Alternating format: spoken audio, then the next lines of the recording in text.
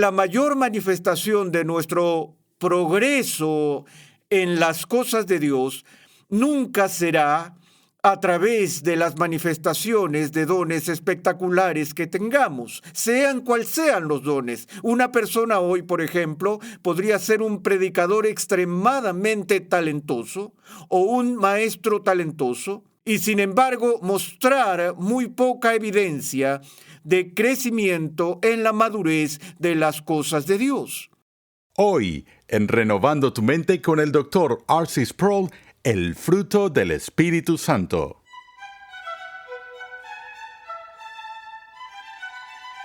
La Iglesia siempre ha luchado con el uso adecuado de los dones espirituales debido a la inclinación humana por lo extraordinario. Pero el fruto del Espíritu es mucho más importante que los dones. Uno puede tener muchos dones, pero ser inmaduro y causar un gran daño en la Iglesia. En Gálatas capítulo 5 vemos cómo el apóstol Pablo contrasta directamente las obras de la carne para así exhortar a la Iglesia a cultivar el fruto del Espíritu. Acompáñame al salón de clases una vez más para escuchar al Dr. R.C. Sproul mientras detalla y describe el fruto del Espíritu Santo para que nosotros, como cristianos, sepamos cómo procurarlo en nuestras vidas. La tendencia en la iglesia de hoy no dista mucho en contraste a lo que la iglesia siempre ha tenido que luchar con respecto a los dones del Espíritu Santo.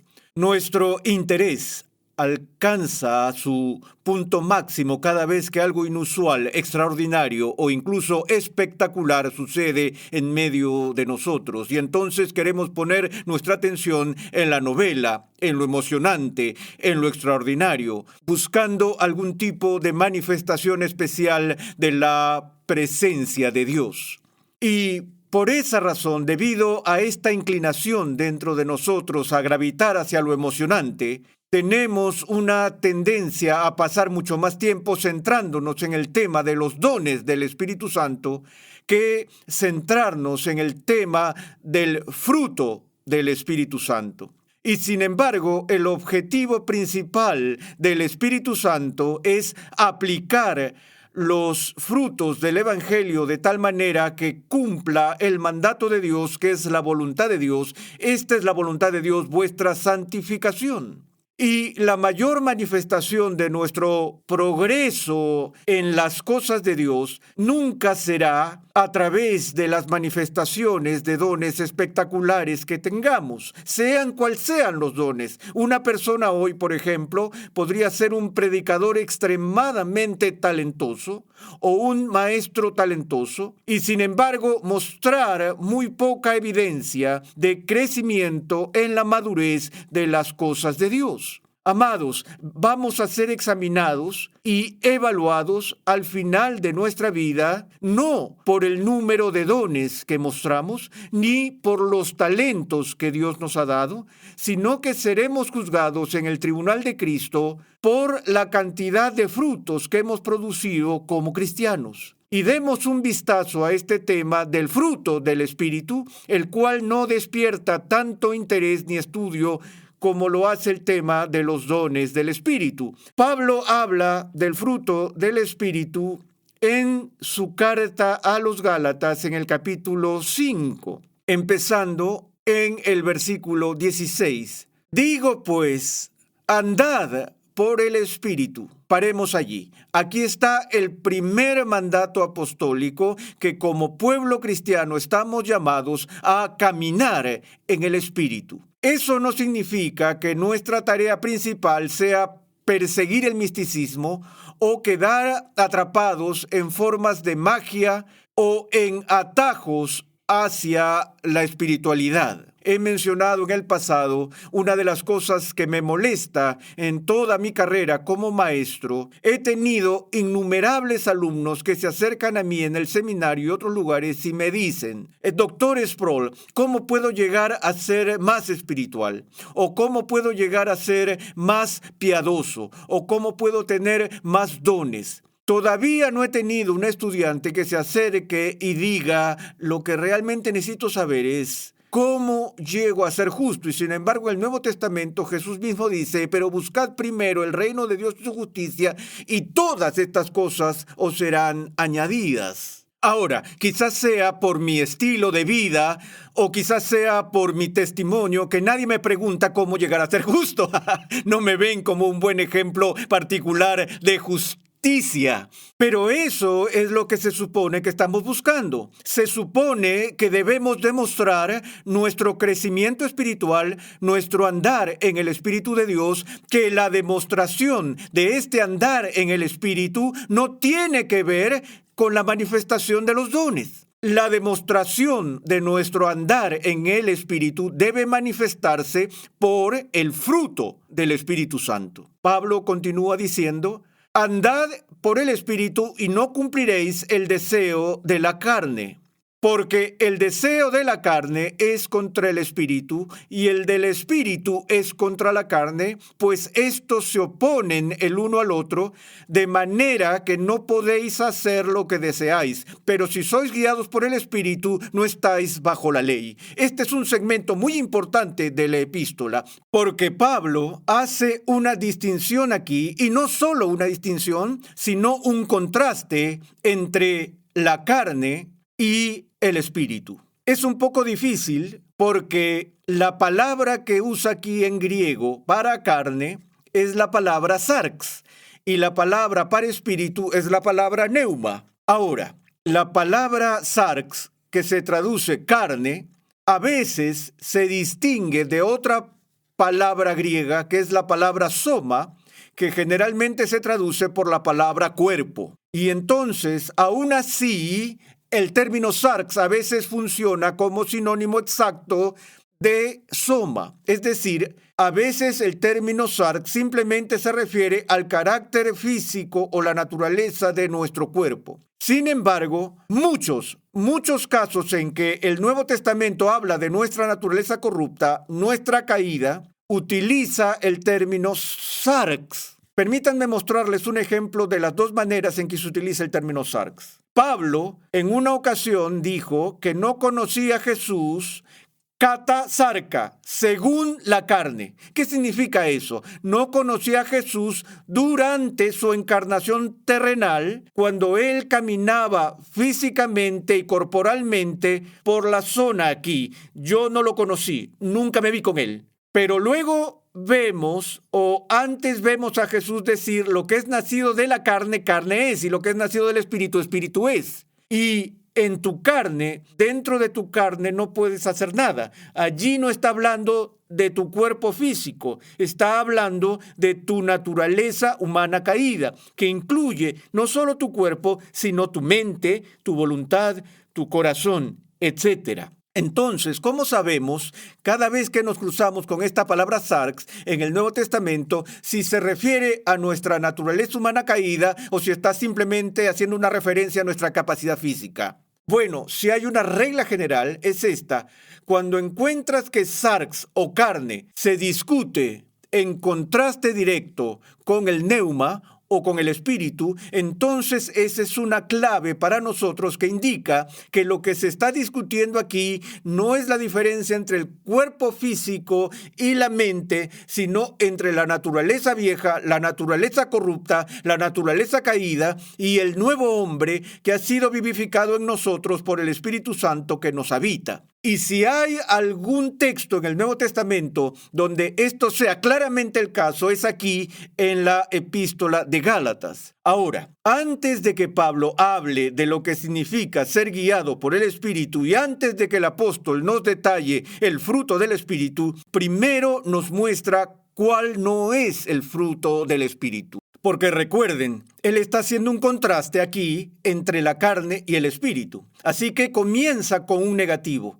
Él dice, ahora bien, las obras de la carne son evidentes, las cuales son inmoralidad, impureza, sensualidad, idolatría, hechicería, enemistades, pleitos, celos, enojos, rivalidades, disensiones, sectarismos, envidias, borracheras, orgías. Y esta vez el apóstol no deja duda que esta lista no es exhaustiva porque agrega y cosas semejantes. contra las cuales os advierto, como ya os lo he dicho antes, que los que practican tales cosas no heredarán el reino de Dios. Este es uno de los pasajes más aterradores de la Biblia. Que los que practican tales cosas, inmoralidad, impureza, sensualidad, pleitos, celos, ira, disensiones, idolatría, borrachera y todo lo demás. Que los que practican tales cosas no heredarán el reino de Dios. Ahora, ¿por qué es tan aterrador?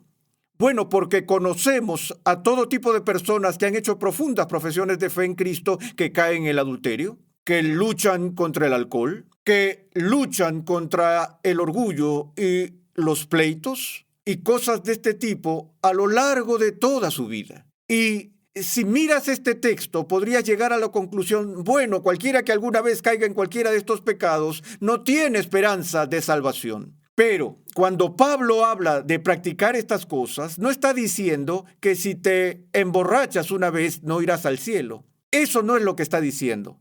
Él está diciendo que si estas cosas definen tu estilo de vida, si pones un espejo a tu vida y así es como se ve tu vida, que si esta es tu práctica regular, entonces eso es una indicación de que estás en la carne, que no eres del Espíritu de Dios y que todavía no eres regenerado y no serás incluido en el reino de Dios. Creo que es importante que entendamos eso porque aquí, contra todo tipo de antinomianismo que dice, bueno, creo en Jesús, ahora puedo vivir como yo quiera y que no hay ningún cambio en mi vida desde mi regeneración, esas personas necesitan leer esta porción de Gálatas para ver que Pablo da la advertencia muy seria de que si esta es su práctica, entonces los que practican tales cosas no heredarán el reino de Dios. Ahora, en contraste con las obras de la carne, Pablo da el fruto del Espíritu.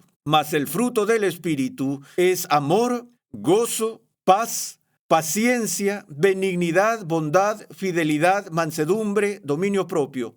Contra tales cosas no hay ley, pues los que son de Cristo han crucificado la carne con sus pasiones y deseos. Si vivimos por el Espíritu, andemos también en el Espíritu. No nos hagamos vanagloriosos, provocándonos unos a otros, envidiándonos unos a otros. Ahora noten que está dando una amonestación a las personas de la iglesia que son creyentes, no para caer en las obras de la carne, sino para manifestar el fruto del Espíritu. Y eso les dice, ¿cierto?, que incluso los cristianos, mientras sean cristianos, todavía tienen que luchar con la vieja naturaleza, todavía tienen que luchar con la carne. Así que hay un elemento de carne que permanece en la vida cristiana, que tiene que estar bajo el escrutinio constante de la palabra de Dios, que tiene que estar bajo la disciplina constante del Espíritu Santo, para que podamos ser convencidos de pecado y huir de estas cosas y tratar de cultivar el tipo de práctica opuesta. Y lo que se cultiva es lo que da fruto. Recuerden que nuestro Señor dijo, por sus frutos los conoceréis. Ahora, ¿qué quieres que diga tu lápida? ¿Quieres que diga que ganaste tanto dinero? ¿O que ganaste tantas batallas? ¿O que mostraste tantos talentos y fuiste prodigioso en hazañas extraordinarias? ¿O quieres que diga en tu lápida, aquí yace una persona que manifestó amor, gozo y paz, paciencia, benignidad, bondad, fidelidad? Sin embargo, el asunto es que estas son las cosas que Dios quiere de nosotros. Estas son las cosas en las que Dios se deleita. Y sin embargo, no las hacemos una prioridad en nuestras vidas. Ahora, todos sabemos que debemos ser más amorosos y que de ese fruto en particular se ha gastado tinta y escrito mucho. Y sin embargo, incluso a veces tenemos una comprensión muy superficial de lo que significa el amor. Pero el amor en su dimensión espiritual está inseparablemente relacionado con el otro fruto. Ahora noten la diferencia aquí entre el fruto del Espíritu y los dones del Espíritu. En los dones del Espíritu, Pablo trabaja el punto de unidad y diversidad. Y él va a esa larga secuencia retórica cuando dice, ¿acaso ¿Todos tienen el don de predicar? ¿Todos tienen el don de enseñar? ¿Acaso todos tienen este don o ese don? Y la respuesta obvia es no.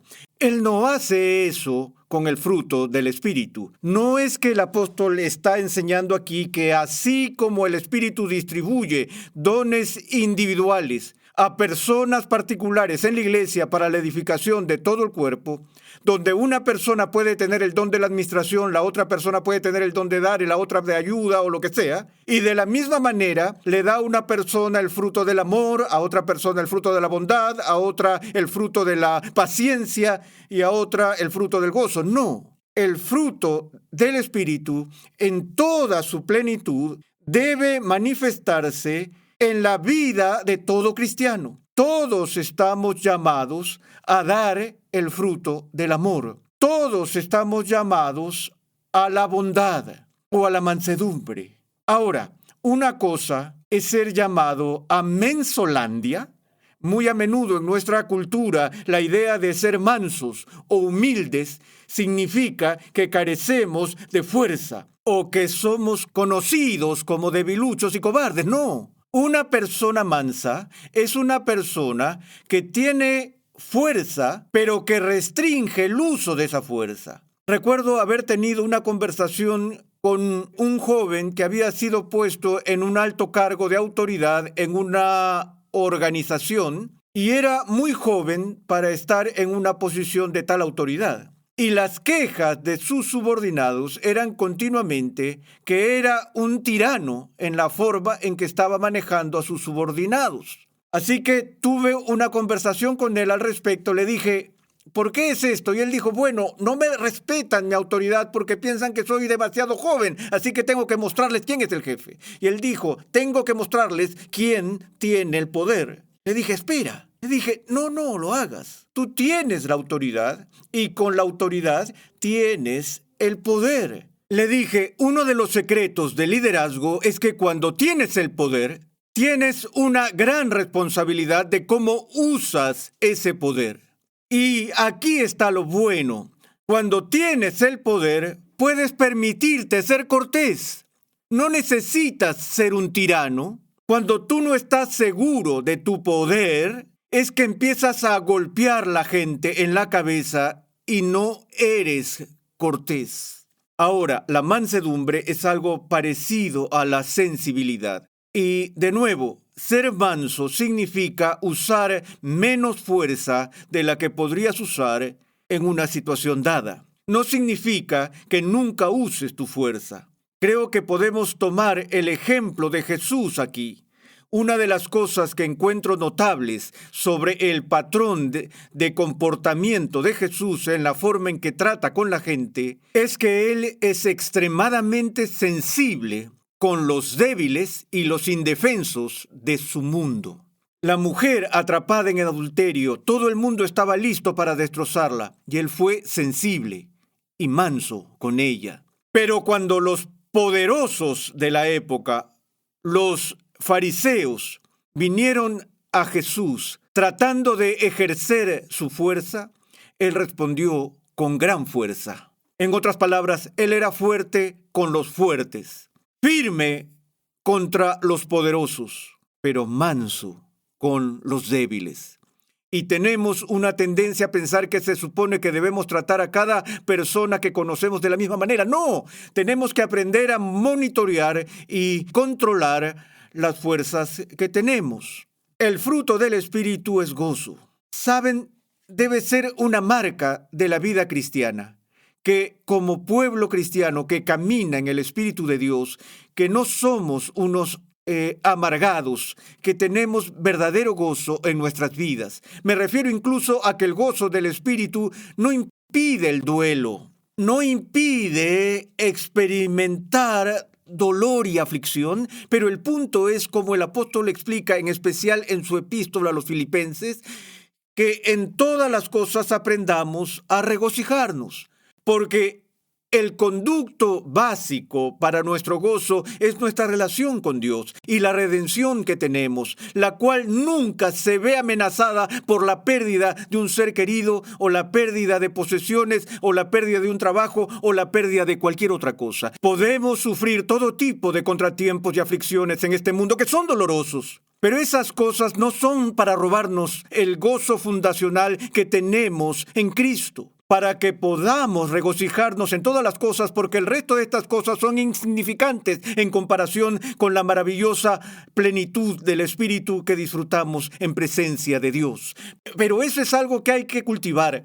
Cuanto más comprendemos nuestra relación con Dios, más entendemos sus promesas en nuestra vida, mayor será el gozo que comenzaremos a dar como fruto de nuestra vida cristiana. Amor, gozo, mansedumbre, paz, longanimidad y bondad. La longanimidad está relacionado con la paciencia. Noten que en estos frutos que estamos llamados a emular, que estos frutos imitan el carácter mismo de Dios. Es Dios quien es amor. Es Dios quien es el autor del gozo. Es Dios quien manifiesta mansedumbre suprema a su pueblo. Y si se puede decir que alguien es paciente, ese es Dios. Dios no se apresura a la ira, no se apresura al juicio, pero Él es paciente, es benigno y le da a la gente tiempo para arrepentirse. Él no les vuela la cabeza a la primera oportunidad que ellos hacen algo que le molesta o que lo irrita. El fruto del Espíritu es fidelidad, benignidad y bondad. Saben, la bondad es una de las virtudes más difíciles que hay en el mundo para definir. Y, sin embargo, hay un sentido en el que no necesita ser definida porque todo el mundo sabe lo que es. Lo sabes cuando alguien está siendo amable contigo, ¿no? Y lo sabes cuando alguien está siendo malo contigo. Y lo contrario de la mezquindad es la bondad. Y eso simplemente significa que nos importa, que somos considerados y que somos amables con la gente. Y eso es parte del fruto que debemos manifestar. Bueno, el tiempo no nos permite ser más detallado con el fruto del Espíritu, pero creo que tienen la idea de que aquí es donde está la prioridad del Espíritu Santo. Esto es lo que Dios desea de nosotros. No es que seamos triunfadores. No es tanto lo que hacemos, pero es lo que somos como personas, que complaceremos o disgustaremos y entristeceremos al Espíritu Santo.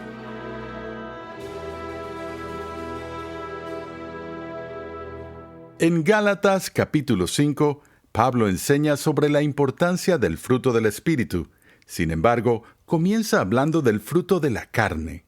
Esto es, debido a que, como aprendimos en la clase de hoy, el fruto del Espíritu está en contraste con el fruto de la carne. Estás en sintonía de Renovando tu Mente con el Dr. R.C. Sproul. Te invitamos a visitar nuestra página web renovandotumente.org, donde podrás solicitar gratuitamente la guía de estudio de esta serie de enseñanza de 60 edificantes lecciones que hemos titulado Fundamentos, un panorama general de la teología sistemática.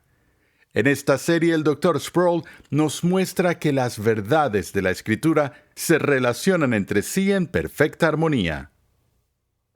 Adquiere la Biblia de Estudio de la Reforma. Esta Biblia de Estudio de Ministerios Ligonier cuenta con más de 1 millón de palabras de explicaciones versículo por versículo y temáticas, con la colaboración de 75 distinguidos pastores y teólogos de alrededor del mundo, liderados por el Dr. R.C. Sproul. Para más información visita la página web bibliadeestudiodelareforma.com. En la Iglesia hoy en día existen varias controversias relacionadas con el tema de la persona y la obra del Espíritu Santo. Una de las más destacadas es la que tiene que ver con la naturaleza de los milagros modernos. En el siguiente episodio de Renovando tu Mente, R.C. Sproul nos ayuda a entender la definición bíblica, el propósito y el lugar de los milagros. Dios llama a su pueblo a ser transformado por la renovación de su mente. Es por esta razón que transmitimos una enseñanza que expone las glorias de Dios reveladas en la Biblia en el contexto de la cultura, la filosofía, la apologética, la ética y la historia de la Iglesia. Suscríbete a nuestro canal en YouTube Ministerios Ligonier para que puedas disfrutar de todo el material de enseñanza que estamos produciendo completamente gratis y en español. Para contactarnos, por favor envíanos un correo electrónico a programa@renovandotumente.org con tus preguntas, testimonios y comentarios. Recuerda que en nuestra página web renovandotumente.org puedes adquirir gratuitamente la guía de estudio de la serie de hoy y además encontrarás una amplia variedad de recursos tales como clases, artículos y contenido multimedia con la finalidad de cumplir con nuestra misión de proclamar, enseñar y defender la santidad de Dios en toda su plenitud a tantas personas como sea posible. Renovando tu Mente es una producción de los Ministerios Ligonier, la confraternidad de enseñanza del Dr. R.C. Sproul. Nuestra misión, pasión y propósito es ayudar a las personas a crecer en su conocimiento de Dios y su santidad. Sintonízanos nuevamente en esta misma emisora y en este mismo horario y únete a nuestra gran comunidad virtual en las redes sociales.